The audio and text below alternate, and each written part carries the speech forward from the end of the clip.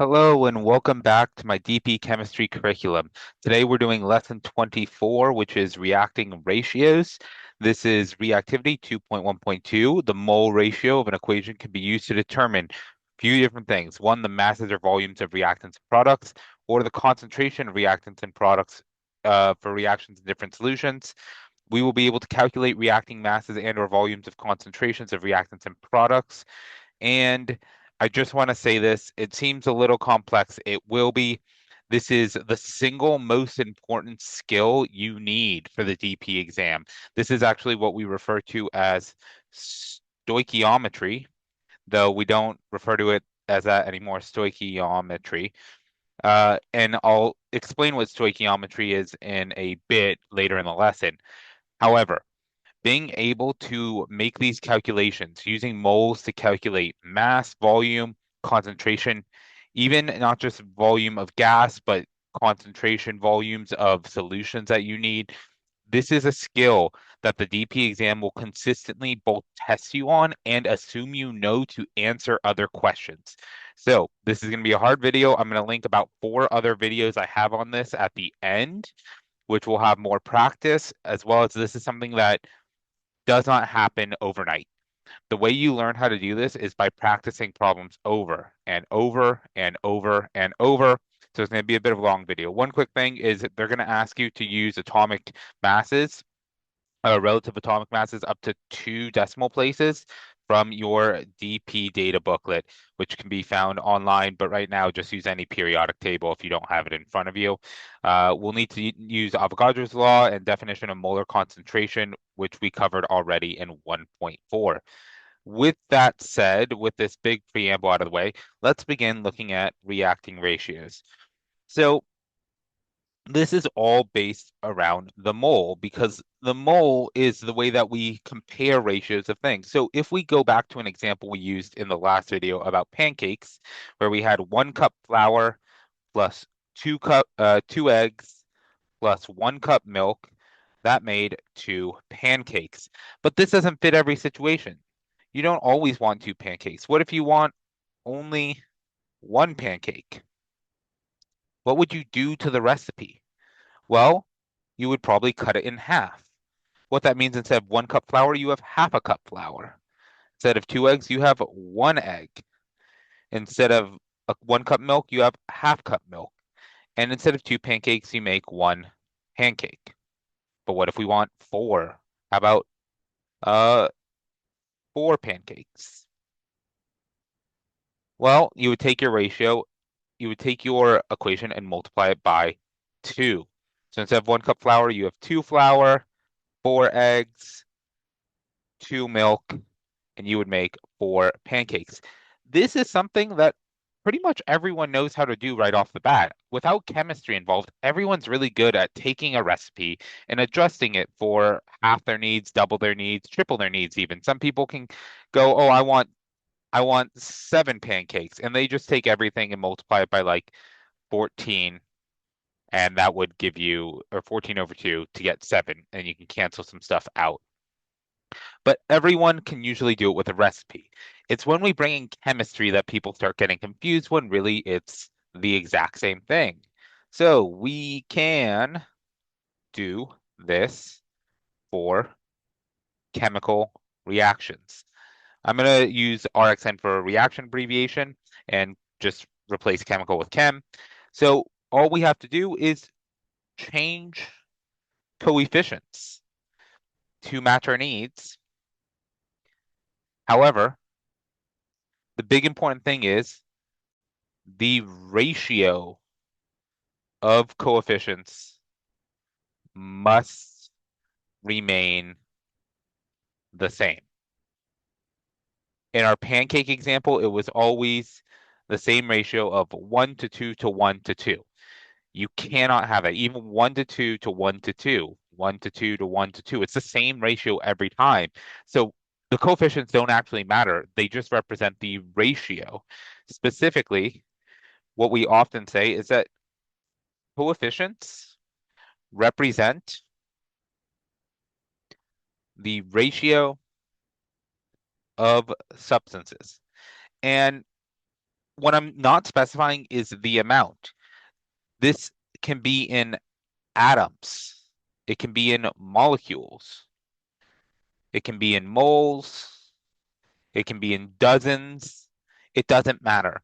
So let's take an example to really flesh this out. So we'll take an example of the production of ammonia by nitrogen plus three hydrogen.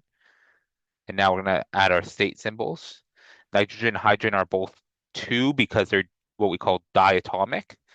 That makes two ammonia, also a gas. These are all gases. You notice our ratio is 1 to 3 to 2. 1 to 3 to 2. What that could mean is literally one atom, or sorry, not atom, this is a molecule, to three molecules will make two molecules. And that's fine. We could even say 1 mole to 3 moles to 2 moles. We could even go wild and say 1 dozen moles to 3 dozen moles to 2 dozen moles. But the ratio is still the same, even though 1 dozen is going to represent 12 moles. This is going to be 36, and this is going to be 24. The ratio is still 1 to 3 to 2. So as long as we keep the ratio consistent, we can put any number we want there. Just to get a little crazy, what if we just did 6 molecules? Well, if 6 is my 1, then 3 should be 18 molecules, and this should be oh, 12 molecules. But the ratio still remains the same. It's always 1 to 3 to 2. So we can do that as long as we're talking about specific amounts. Unfortunately, this doesn't work with things like mass, but we'll get to that in a moment. So if we practice this skill momentarily, let's do some practice. And you can pause once I've written out the equation. If we take 4 sodium solid plus oxygen gas reacts to form 2 solid sodium oxides, and we start with 24 mole Na. How many of the other ones do we have? You can pause it and then come back to see if you did it yourself. This would be 1/4 of 24 is 6 moles. And 2/4 of 24 would be 24, or sorry, whoops, 12 moles. So hopefully you were able to solve this. So this is how we do almost any reaction. We're talking about it in moles. We're always converting from moles. So let's see why we use mole ratios. So moles slash mole ratios are useful as we can convert from everything. Useful for mass, volume, concentration, and we already have learned about these equations already. We know that N is equal to M over M, and what I mean is moles is equal to mass in grams over the molar mass. And this was in grams mole inverse. Furthermore, we also know that N, again, moles is equal to V over Vm, where this is a volume of gas in decimeters cubed. And this is our Avogadro's molar volume of gases, where this is 22.7 not grams, whoops, decimeters cubed mole inverse. We also learned about concentration. N is equal to CV, or also you may have learned it as concentration is equal to N over V, where C is our concentration, and we used Mole, decimeter, inverse cube units, and V is our solution volume. Solution volume. This is a liquid volume, and this is going to be in decimeters cubed, and N is still moles. So we can always refer back to moles. And once again, the ratios of chemical equations can be taken as moles, not mass or concentration, or, well, it can be taken as volume if they're all gases, but for the most part, it is moles. So we always need to use moles when figuring out from one substance to another in a reaction. This is what we refer to as, and I'm going to bring it back to it, stoichiometry. The IB doesn't really use this term anymore, but basically stoichiometry is just the name for all these ratios and conversions because this is the relationship between quantities of substances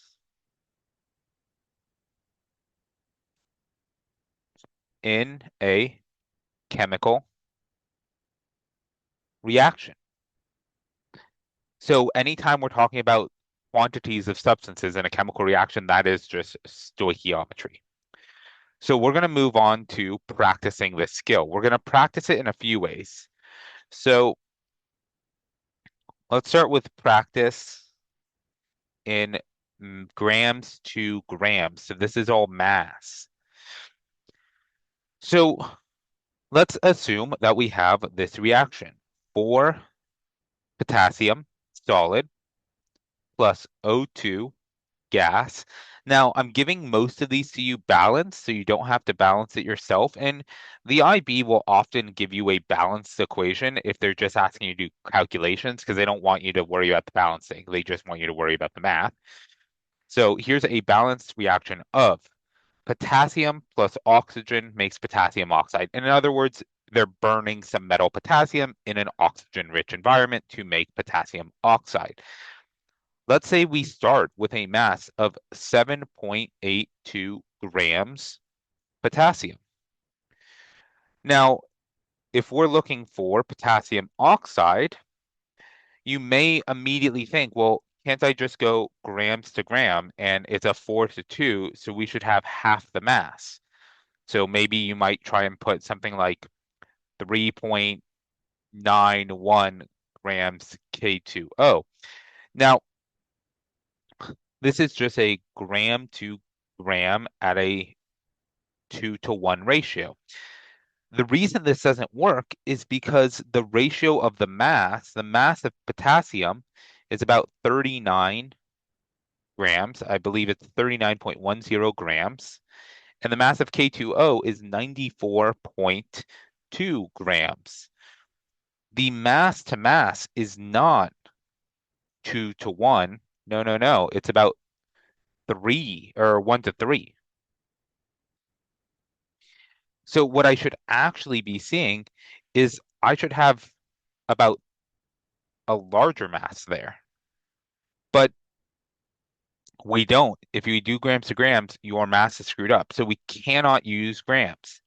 Cannot use gram ratios. This is why we can never use mass. We have to use moles. So what I'm going to do is just kind of highlight all this and remove it because it is honestly useless. We'll save it over here on the side as our little like danger. Do not use this method. And you can zoom in on the screen or PDF or whatever to see why we can't. Anyways, going back, let's figure out how to actually solve this. So we have grams of potassium. We need to use moles, so we're going to convert to moles of potassium. From moles of potassium, we can use our ratio to convert from to moles of K2O. And from moles of K2O, we can convert to grams of K2O. Within each of these steps, we're going to use the conversion for molar mass, or sorry, just big M. For here, we're going to use the mole ratio And then for here, we're going to use molar mass again. So these are how we're going to do it. We're going to do it in 3 steps. And then after this, I'm going to show you my own method for doing it, which I believe makes it quite a bit easier. So step 1, let's go grams, starting off with 7.82 grams of K. Using my molar mass, I want to get moles. And my molar mass of potassium, as we described earlier over here, is 39.1. Oops, trying to just get my screen back. 39.10 grams is 1 mole. Using dimensional analysis, my grams cancel out, and I get 0.200 mole potassium. Now, I know that my mole to potassium to mole K2O is 4 to 2, which is also 2 to 1. Therefore, I know that I have 1/2 of my original mole value. So instead of 2, like 2, I have 1. So I'm going to say that I have 0.100 mole K2O. Great.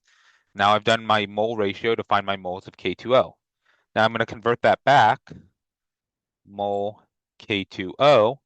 Once again, I'm going to use my molar mass. I want grams, so I put that on top, moles on the bottom, so it cancels, and I know that's 94.20, and that is 1 mole. These cancel, and I get 9.42 grams K2O. There's my answer. So we did these 3 conversions,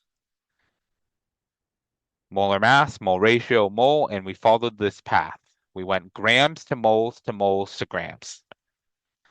I'm going to show you how to do it my method now. This is what I'm going to use most often because I find it a lot more streamlined. I get to do a lot less math. Well, it's actually exactly the same amount of math. It just feels like less, and I do less things in my calculator.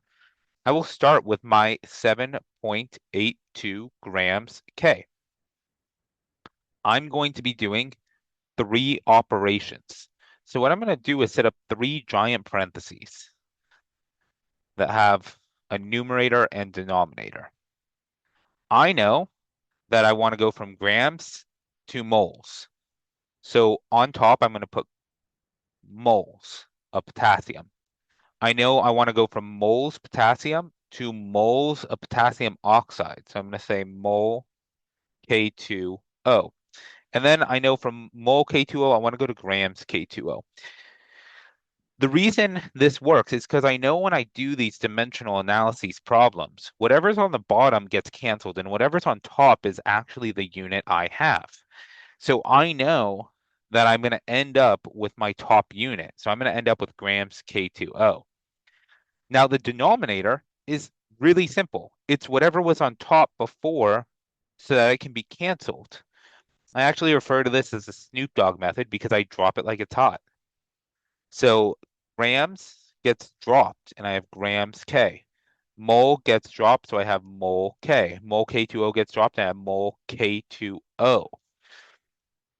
And now I know my units will fully cancel out, and dimensional analysis wise, I'll be good. The only thing I have to do is fill these in with values.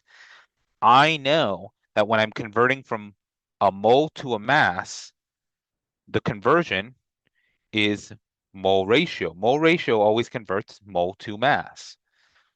So my mole ratio is going to be 39.1 grams. Whoops, I already have grams. 10 grams of potassium is equal to 1 mole potassium. To convert from mole to mole, that's mole ratio, which is 4 moles to 2 moles. To convert from K2O to grams moles, that's 94.2 grams to 1 mole K2O. I am literally just filling in values off the chart. I get to then cancel my units. Grams cancels with grams, or grams K cancels with grams K. Mole K cancels with mole K. Mole K2O cancels with mole K2O. And this is my whole equation. I'm even going to put it into my calculator on one line. Anything on the top, you multiply. Anything on the bottom, you divide. So what I actually enter in my calculator, which I can do on my phone without a scientific calculator, is 7.82 divided by 39.1 times 2 divided by 4 times 94.20. You don't have to put in ones because ones don't do anything when you multiply and divide. Furthermore, you can just simplify this to divide by 2 because 2 becomes 1, 4 becomes 2. And then once you put that in your calculator, you'll also get 9.42 grams K2O, as that is your remaining unit. It'll stay there because it's the only unit that didn't get canceled out. So this works via what we call dimensional analysis, the use of these units to cancel to allow us to get to our answer. So that's my way of doing it. It seems a little complex at first, but the more you practice this, the better the skill gets. All right, so this is where the video is actually kind of over. However, I'm going to do more practice. I'm going to do one where we use concentrations. So using concentration values. So if you want to stick around for it. Otherwise, have a good day. So starting here, we're going to talk about sodium hydroxide, aqueous. And because it's aqueous, we know we're dealing with a solution. We'll need concentrations to figure out the actual mole of it, how much is in it. Mixed with hydrochloric acid, also aqueous, will react to form salt, NaCl, plus water. This salt will also be aqueous because, as you may know from life experience, salt dissolves in water.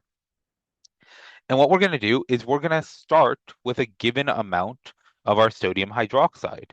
We're going to start with 23.75 centimeters cubed. So immediately my brain says, well, I have to have decimeters cubed, so I'm going to have to convert this thing into something more useful. We also have a concentration of 0.0100 mole decimeter inverse cube. And now I know because I have decimeter cubed in my concentration, this cannot be centimeter cubed. So before I even go any further in the problem, I'm actually going to just convert this to 0.02375 decimeter cubed, something more useful. All I did was divide by 1,000 to get there. All right. Now the problem is actually asking us the question, if we have, if we have 25.0 centimeters cubed of this, what is the concentration? Remember, we can use square brackets to determine this. Well, once again, like I already did before, I hate centimeters cubed. I'm going to convert this to 0.0250 decimeter cubed. What I'm going to do is immediately, one, recognize I need to use moles always, because as we are learning in this, this is all about moles of one to moles of another. Furthermore, I recognize that I can get moles from here. If I use these values and I use my equation, N equals CV, I can get moles. I also recognize that I have a ratio of 1 to 1 here. So the path I'm going to use, and I like to always write out the path that I'm going to use, especially when you're first learning how to do this, try and identify what steps you're going to make before you make them.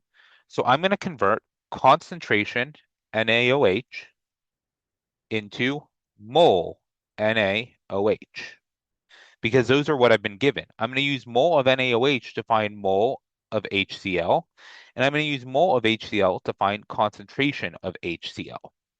So once again, this is going to be 3 steps, starting with step 1. And I'll actually number these out so we can take it step by step. Starting with step 1, N equals CV, concentration times my volume. My concentration is 0.100. Oh, I messed that one up already. 0.0100 multiplied by my volume, which I already fixed to 0.02375. That will give me a final mole of 0.0000 2375 mole NaOH. All right, step two, I'm going to use the mole ratio. I recognize that it is 1 to 1 for NaOH to HCl, given by the coefficients of 1 and 1. Therefore, oh, I should have been doing this in a different color. Therefore, if this is my mole of NaOH, I know that I will have the same 0.0002375 mole HCl. Lastly, step three, I'm going to use the same equation I used before, but a little different.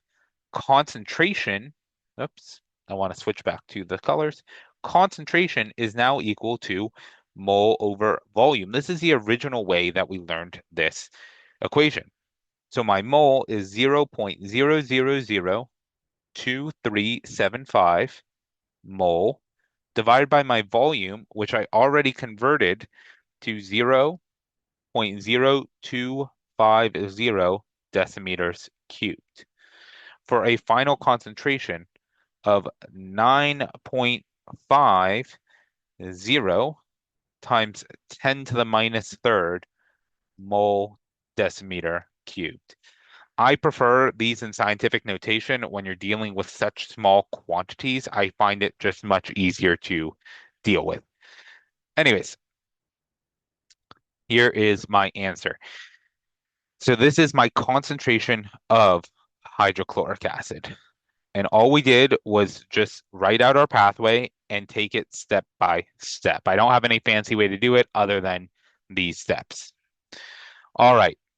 The last one I'm going to do is gas volumes. So instead of mass, we're dealing with gas volumes. So let's take another example, calcium carbonate, CaCO3. When you react it with hydrochloric acid, specifically 2HCl, aqueous, you get an acid plus a base reaction, which will provide us with calcium chloride. This will also be aqueous, plus H2O. Acids and bases tend to make water, plus CO2 gas. We get carbon dioxide whenever we have what's called a carbonate, something that has CO3 reacting with an acid, always makes a carbonate. Anyways, what we are given is a concentration of my HCl. We are given 50.0 centimeters cubed. You already know what I'm going to do with that at a concentration of 1.00 mole decimeter cube inverse. So before we go any further, you know it, I'm going to convert that to 0.0500 decimeters cubed. Always convert before you do anything. The question we're asking is, what volume of CO2 is produced? So the first thing we're going to do is write out our pathway. I'm starting with a concentration of HCl. I'm going to convert that to a mole of HCl. From my mole of HCl, I'm going to convert to mole of CO2. And from mole of CO2, I'm going to convert to volume of CO2. Now, something you'll recognize is whenever I'm going from one thing to another, specifically one substance to another, that is always a mole conversion. Let's look back on it for a moment. One substance to another, we use moles. Back here, one substance to another, we use moles.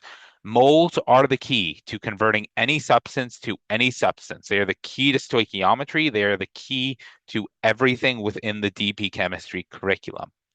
So we have steps 1, 2, and 3. Let's work those out. Step 1, N equals CV. Mole is equal to concentration times volume. So concentration is 1.00 times my volume, 0.0500, which gives me a concentrate or a mole of 0.0500 mole HCl.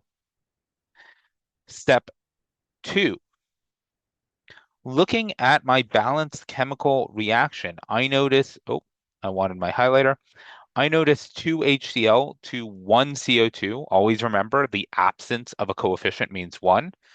So we have a, oops, two HCl to one CO2. That's a 2-to-1 ratio.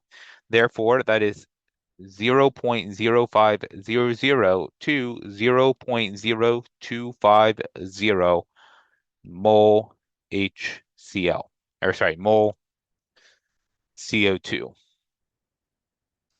All right, we've done it. We found our moles.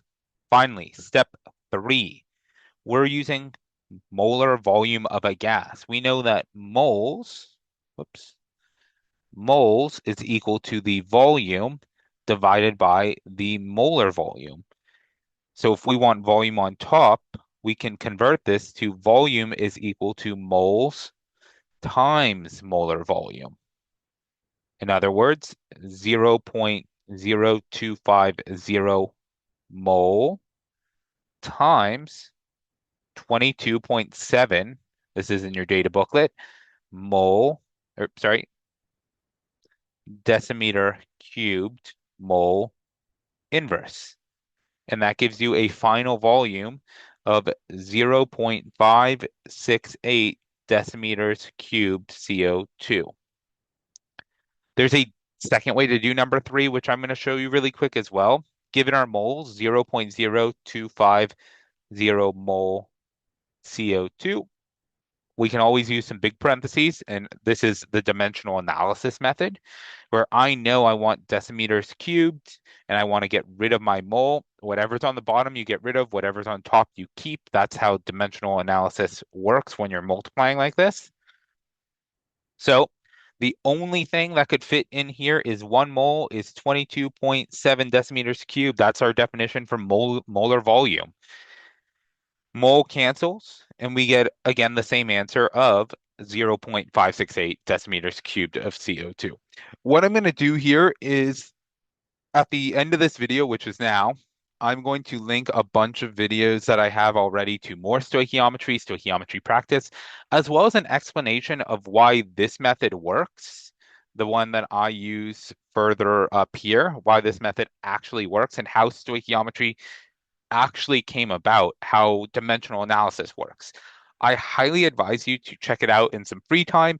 It will kind of make this make a little bit more sense. Otherwise, I hope this all helps and have a great day.